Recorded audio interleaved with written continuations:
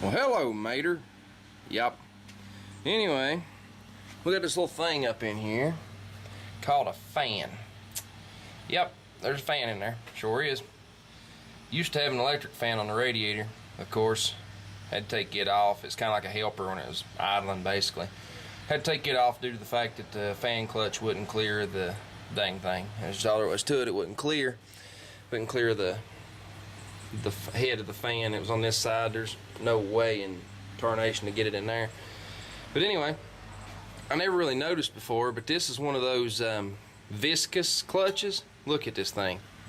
I mean, it's just, yeah, it shouldn't freewheel near as much. This thing's not doing a whole lot at idle. It's basically sitting there and just wishing it was working. Yeah. Anyway, I don't know if you could even see it the way the light was hitting, but anyway, you know, it turns too freely. But anyway, we bought us a new Imperial fan clutch here, but we didn't buy no viscous. We bought a thermal. We bought a severe duty thermal. So this right here should do the trick. I didn't cook old mater, but he did get a little unhappily warm a couple times over the last few days. He didn't overheat, but he was getting up in the 215, 220 range idling, which is not good. It's not too hot, but it's not good, of course. But anyway, we're going to have to figure out how in the heck to get this out of here. I'm hoping I can take it down, take it loose, take it down, bring it over, and take it down. That's kind of what I'm hoping. I'm hoping I can take it out the bottom, because this fan shroud is on there with those, I call them zip ties. And needless to say, I don't want to cut those. There's no way to undo them, so I don't want to take the shroud off. So we're going to, you know, do our thing, and we'll see what happens. I'll show you some more in a minute. This is not really a job that you can video. To get this fan clutch off, what we got to do is take those 4 nuts right there you see on this pulley.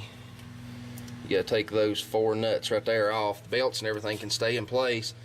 You just don't want to disrupt that pulley, but where you've got 2 different belts on it going to different places, it should pretty well hold itself there. It may side goggle a little bit, but it'll stay on. But we're going to replace this clutch. I already replaced, you may remember from a previous video, we had one of these that was bad. I've already pulled it off. I actually bought 2 3/4 because they didn't have 5/8 in stock. Well, I got a 5/8 now, and I'm going to take the other 3/4 back, which you can stuff a 5/8 hose up on a 3/4. It ain't no problem. It works, and it worked, you know, good enough. I mean, it wasn't going to hinder flow, but, you know, considering I could get a 5/8 in my possession today, why not use a 5/8, you know? So I've got one, and I'll take it back and get my cash back on the one that was leaking. The one that was leaking, I probably showed you all, but this this body and this nipple is like pressed together and like soldered. Well, it was leaking between the body of this valve and the nipple is where it was leaking, right around it.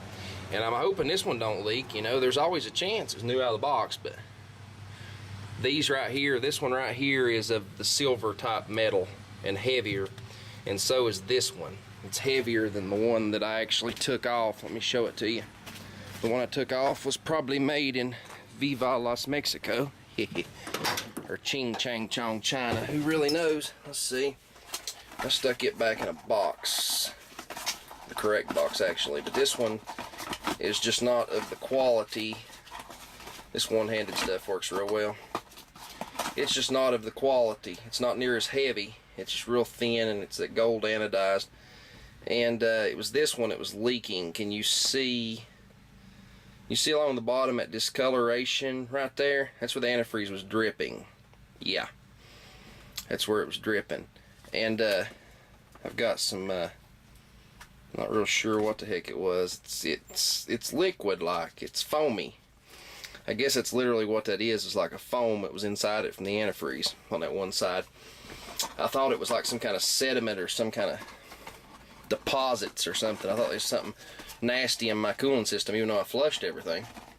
But it just turns out it's like a foam. It's kind of weird though, but it's a foam. It's not a solid of any kind, so I guess we're in good shape on that. But we are going to have to mow again.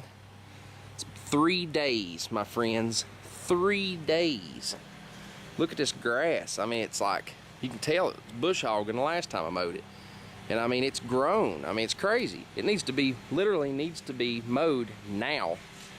But I'm not going to. I'm working on Mater instead. So let's get this fan clutch changed.